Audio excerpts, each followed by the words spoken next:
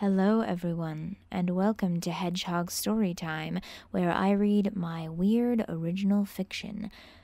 This story came about basically as an experiment, because I had these two characters, and I knew in my head how they would interact with each other and how their relationship was kind of weird, but I didn't know exactly how to work on the paper, and I decided the best way to introduce them to myself and to all of you was to stick them in a room for an unspecified amount of time and see what happens. Basically, I had these ideas for these two characters, this mafia boss, teenage mafia, basically the heir to this, Russian mafia family, and his bodyguard, who happens to be this 17-year-old girl who wields a katana. Because why not? They might sound a little familiar to some of you who've played Danganronpa. I did kind of base them off of two characters from the second game in that series. But I've changed them enough. And I changed their names as soon as I decided I kind of want to play with this. So I changed their names, and then they gradually became very different characters from what's in Danganronpa. So they're definitely original. There's definitely a lot changed about them. And I love these two characters. They're some of my favorites I've written so far. Here's a weird story with a bunch of disparate plot elements that I've somehow woven together. Kind of. Without further ado, here is Pancakes and the Art of Badassery. October 24th, 11:59 p.m. You call this a safe house? Niko Borisov somehow managed to look down his nose at the dingy apartment from his 5 feet 3 inches of height. Said apartment was dark and gray, but most of all small, with a tiny kitchen in the back corner and one singular window opposite it. Get a look at this, Lila. His bodyguard appeared behind his shoulder, standing a full 4 inches taller than him. Beggars can't be choosers, young master, she intoned as she walked over to the window and pulled the shade down. At first glance, Lila thinned and appeared entirely intimidating, her adolescent figure and wild orange hair making her seem more like an Irish barmaid than bodyguard to the heir of the affluent Borisov family. But anyone who knew Lila knew that she would sooner cut you down with a katana she kept in the case on her back than say hello. Of the two men that followed them inside, each built like a wall of bricks, Vincent was not familiar with her, while Ivan was. You could tell by the way he maintained a good few feet between them at all times. Yeah, keep the guilt train coming. Niko rolled his eyes, but smiled all the same. Really, though, is this the best the mighty Borisov family can do? I mean, come on, the TV's a box, for God's sakes. I'm sorry, sir. Ivan apologized through his thick Russian accent, but it was best we could do given circumstances. Ugh, don't call me sir, Niko pleaded, looking horrified. That's my father. Vincent chimed in, taking a step into the apartment. And until he can make some kind of deal with the Morellis, we have to keep you out of the city. They want you head. Haven't they always? I'm the family heir of their biggest rival. Niko let out a puff of air as he plopped down on the faded couch. Its springs creaked even under his slight weight. He ran a hand through his spiky blonde hair and rubbed absently along the pattern shaved out of one side of his head. Lila approached from behind. But now they have a reason to take it. You enjoy making my job difficult, don't you? She placed her hands in the couch cushions, squeezing hard. Most people would have noticed a little thing like that, but Niko had known her for a long time. Something was on her mind. You've got to report to my father, right? Niko asked Ivan and Vincent pointedly. Yes, of course. Ivan nodded, and he and Vincent made their way to the door. But Ivan turned back towards the two kids. You know rules, da? No opening shades, no going outside. Niko raised a hand to wave him out. You act like this is my first rodeo. I got it. Still, Ivan paused, a worried expression painted on his face. But then he shook his head and closed the door behind him. Neither Lila nor Niko moved for a minute as they listened to the men's footsteps fading down the hallway. Then Niko placed his hand on top of Lila's. And you're mad at me, aren't you? Yes. She pulled away, moving back towards the window. You could have gotten yourself killed. Peeking through the shade, she blinked from the light of the neon sign below. From her angle above, she couldn't quite make out the exact words on the sign, but from the image of a goat holding a cold pint, she assumed it must have been pointing out a drinking establishment of some sort. That's what I have you for, Niko grinned, to make sure the heir of the Borisov family keeps breathing. His tone was light, but she could hear the biting undertone all too well. She sighed. But what if I wasn't there? I'm not the immortal warrior you seem to think I am. What are you talking about? Of course you are. Niko laughed. My father would never have trusted you with my sorry ass otherwise. It's that attitude that's going to get you in trouble. Lila shook her head as she stood over him. Niko glanced up at her, his golden eyes meeting her green ones. Maybe that's what I'm looking for. October 25th, 4 a.m. The couch was hard, and Lila was not asleep. Niko was in the singular bedroom just through the small door beside the refrigerator, and Lila watched it intently. That was her job, after all, to protect her young master at all times. But it was also her job to be able when it counted, and it wouldn't do if she was running on no sleep. She turned away from the door. Worrying wasn't going to do her any good. And yet, she did worry. Niko was headstrong and reckless. It was like he didn't care if he lived or died. He'd always been a little like that, but the trait had become especially pronounced now that they were no longer children.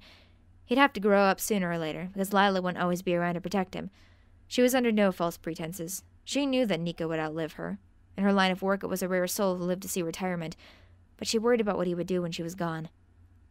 It seemed like such a long time ago when Niko's father had called her into his office and told her to protect his son at all costs. "With your life if need be," he'd said. "Can you do that? That boy is future of Borodom line," he intoned. Nodding instantly, Lila didn't even have to consider the question. She didn't care about preserving the Borodom line or anything like that, though they were her adoptive family, but she would do anything for Niko. He had saved her life, after all. This was the least she could do to repay him. The floor creaked suddenly, a few feet from her, and in a split second Lila had snatched her sword from its case and pushed it against the intruder's throat. She had expected the Morellis to find them, of course, but not this soon. "You gonna kill me, Lila?" the intruder asked, and Lila immediately lowered the sword as she saw that it was only Niko, empty glass in hand. "Young master, my apologies." She bowed slightly, lowering her head. He smiled blearily, heading over to the sink. "You watch too many samurai movies, you know that?"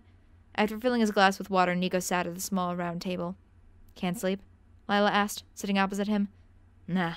He rubbed his eyes. "You?" She shook her head. They sat for a long minute, each finally able to process the events of the previous day. Lila blinked, trying not to think about how close they'd been to not sitting here right now. Apparently, Niko was thinking along the same lines, for he sighed and shook his head. "We are way too young for this PTSD crap." "You're probably right," Lila replied. "I hadn't really noticed." "Look at it this way." Niko leaned his elbows on the slightly greasy table. "We're both only 17, and between us we have more hang-ups than the U.S. government." Lila snorted. "Well?" He chuckled too. "I mean, most kids our age are worried about college or what Michelle said about Becky, and we almost died yesterday." "I suppose that's true," Lila shrugged. "Have you ever wondered what it's like to be normal? You know, play video games, walk home with friends, and not have to worry about hit squads intercepting you on the way?" "Occasionally," she admitted thoughtfully. "But never for long. I'd get bored being normal."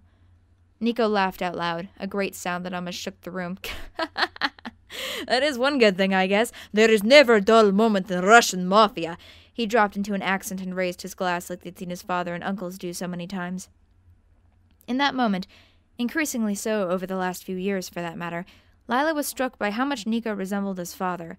It only happened occasionally, when he was stressed or not paying attention, and when he wasn't actively obscuring it behind a wall of self-deprecation and apathy.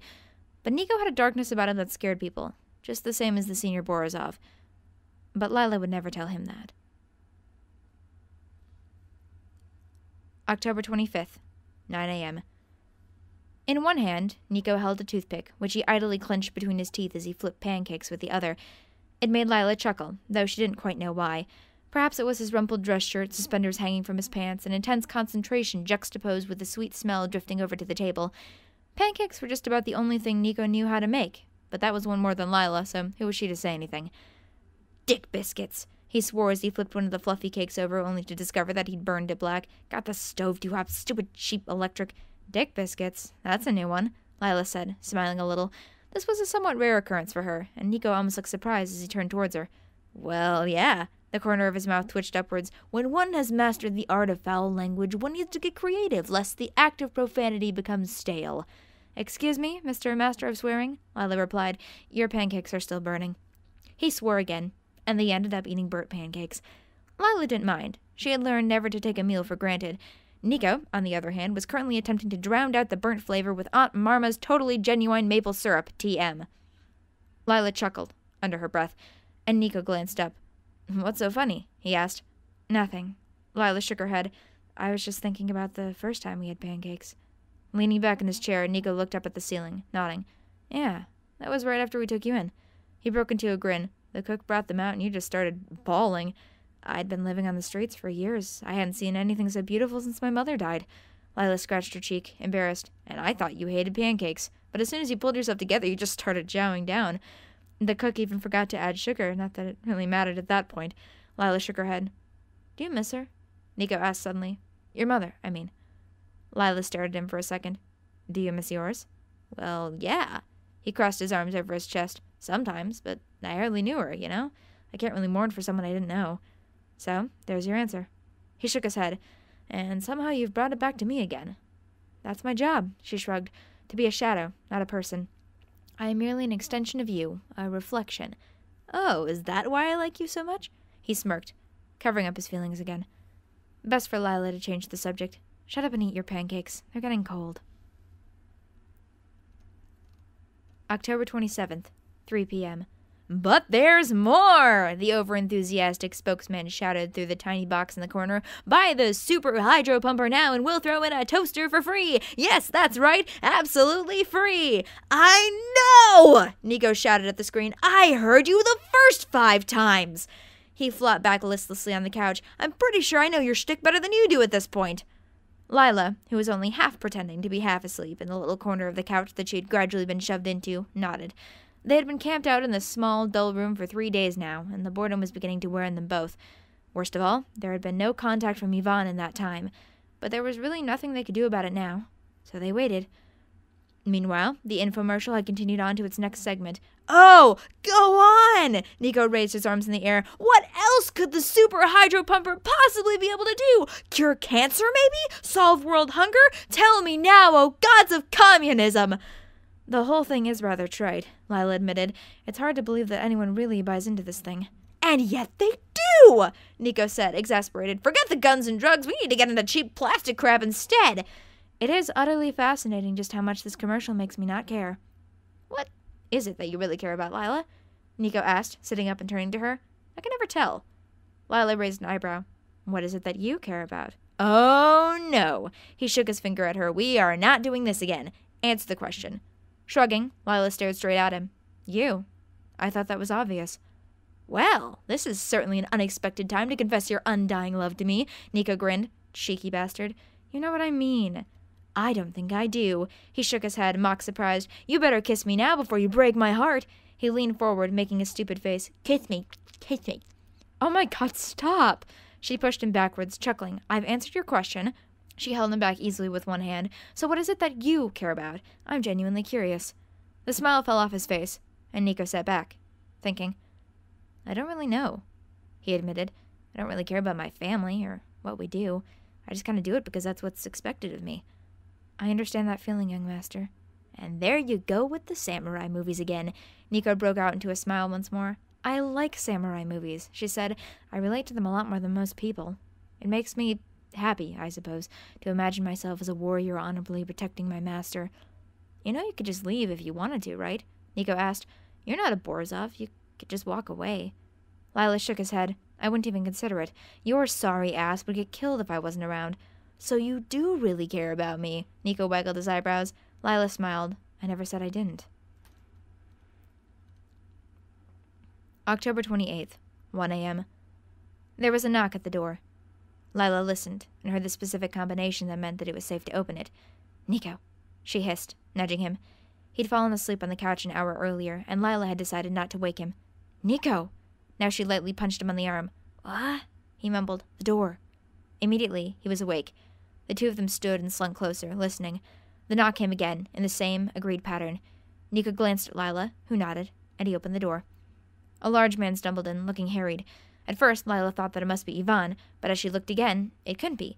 Ivan was large, but most of that was due to his broad, muscular shoulders. This man was large in an entirely different way. Vincent? Niko asked. What are you doing here? I've come to move you to a new safe house, he said, his tone urgent. This one's been compromised. It's the Morellis. They know you're here. Shit, Niko swore. All right, then, let's... Lila's eyes narrowed. Wait. She held a hand in front of him. Where is Ivan? He was supposed to be our contact. He got caught up with the Morellis, so he sent me instead, Vincent replied calmly, but his eyes darted back and forth between the two nervously. What's the holdup? Let's go. No, she's right. Niko shook his head. That doesn't sound like Ivan at all. He's always been a sucker for doing things properly. He'd never send someone else to do his job. Vincent seemed to deflate a little as he sighed. I was hoping you two would make this nice and easy, but I guess we have to do it the hard way, huh? He whipped out a gun with one hand and grappled Niko into a headlock with the other. I've got orders to take you to Don Morelli, and you'd better come too. He waved the gun briefly in Lila's direction before placing it against Niko's head. So you were a Morelli this whole time? Niko asked, his lip curling upwards in disgust. Born and raised. I should have known. You always smelled too much like a filthy mutt to be one of us. Say that again, runt bastard. Vincent renewed his grip on the gun. Heart pounding, Lila almost couldn't look away from the cold metal pressed against her master's head. No, she had to focus. Where was her sword? In reach, lying in its open case behind the couch. But if she moved, Niko would die. So she waited. Both of you come nice and slow now. There's a car waiting downstairs, and we're all going to take a little ride. Vincent's voice wavered. Young master? Lila asked, awaiting the order to act. Niko's lips tightened as he closed his eyes. Kill him. As Lila nodded, Vincent's hand began to shake. Don't move or I'll blow your boyfriend's brains out. But Lila didn't have to. She grabbed the knife strapped to her thigh and threw it across the room. It cut a deep gash into Vincent's hand, causing him to drop the gun as he cursed, while Niko, a mere 2 inches away, didn't even flinch. In one swift movement, Lila had swiped her katana from its case and pinned the man to the door that was just behind him, through his chest. After a minute, Lila withdrew her sword, and the body fell to the ground with a sickening thump as blood smeared down the white door. There was a moment of silence. Niko and Lila stared down at the mess. She nudged the body, just to make sure he was really dead. A small stream of blood trickled from the man's lips. No coughing or gagging. Undeniably past. But just as Lila opened her mouth to confer with Niko, she heard a noise. A car horn. Lila froze. That's right. He had a car outside. With backup, no doubt. The car, she whispered. Niko nodded and held up a finger. He reached down for Vincent's gun, then moved over to the couch as Lila slid on her boots, reaching between the couch cushions to grab a second pistol, which he stuck into his coat. I'll back you up. Let's go. Stepping over the body, Lila and Niko crept through the white door, now thoroughly stained with a long red streak down the middle. The hallway seemed clear. Lila held her katana at the ready, its light blade catching the glow of the neon sign through the window ahead of them. Niko motioned the all clear, and they both tiptoed quietly towards the stairs, Lila cringing as Niko stepped in a creaky spot. She reached the small, grimy window and glanced down to the street below, past the smiling goat constructed with glowing lines. One story below was a black sedan with tinted windows, though by the light of the sign through the sunroof, Lila could see one person sitting in the driver's seat. A Morelli, clearly. She could tell by the greased back hair and the cologne so strong that she could smell it all the way up here. She opened the window and kicked in the bug screen. Niko shook his head, knowing exactly what she was about to do. You're crazy. Maybe, she shrugged, but it's our best chance to take him by surprise. I'll meet you down there. You've got 30 seconds. Lila began to count under her breath as Niko ran. 10. She heard Niko reach the bottom of the stairs and get into position. 20. Lila planned her trajectory according to the height of the car and the position of the man in it. 25. The man shuffled in the driver's seat awkwardly, trying to get a glimpse over his shoulder. 28. He turned on the radio. 29. He pulled out a pack of cigarettes. 30. Lila braced herself against the window and jumped. She stuck her feet out straight below her like she was leaping into water, and a second later crashed directly into the sunroof. It shattered into tiny pieces, most too small to actually hurt her as she fell. She muttered thanks for safety features under her breath as she wrapped her legs around the driver to catch her fall. What the? Was all the driver could get out before she held her katana against his throat. From the left, there came a tapping in the car window. The driver turned. Niko was just outside, smiling as he pointed the gun at his head. The driver rolled down the window. Hi, was all Niko said before he placed the gun against his head and fired. The silencer caught most of the sound, but Lila still winced anyway. Damn, Niko muttered, looking at the remains of the man's brain splattered all over the passenger's window. I was hoping this would all go better. Lila climbed back through the sunroof. Start walking, quickly. They did, down the road, and didn't look back. Lila jumped at a dog barking in the distance. She was sure someone must have heard that. But as they waited, the night remained quiet. They didn't talk for several minutes, not until they were well out of the way. What do you think really happened to Ivan? Lila broke the silence finally. Best guess? Niko looked away. He's probably dead. Lila glanced down at the pavement, a silent prayer for him, wherever he was. So what do we do now? No doubt Vincent told the Morellis our location. Well, we could go back to the city, Niko suggested, pausing under a street lamp. Try to get back to my father before they kill us. Or what? Lila raised an eyebrow. Shrugging, Niko glanced up at her. Or we could just disappear for a while. What suburb is this? Edie Valley, I think. That's as good a place as any. Niko smiled, though his eyes remained dull. Sounds like fun, right? You and me, fugitives in the run? She nodded. Oddly enough, yes. Better not get too used to it. When all's said and done, we might not want to go back. Perhaps not, young master. Lila chuckled. They were silent again for a moment, the weight of the night slowly landing on their shoulders as they thought of what transpired. But they couldn't just stand there forever, could they? And so they started walking. Just where? They didn't really know. And Lila didn't really care. Right now, all she wanted was to just disappear into the cold, quiet night.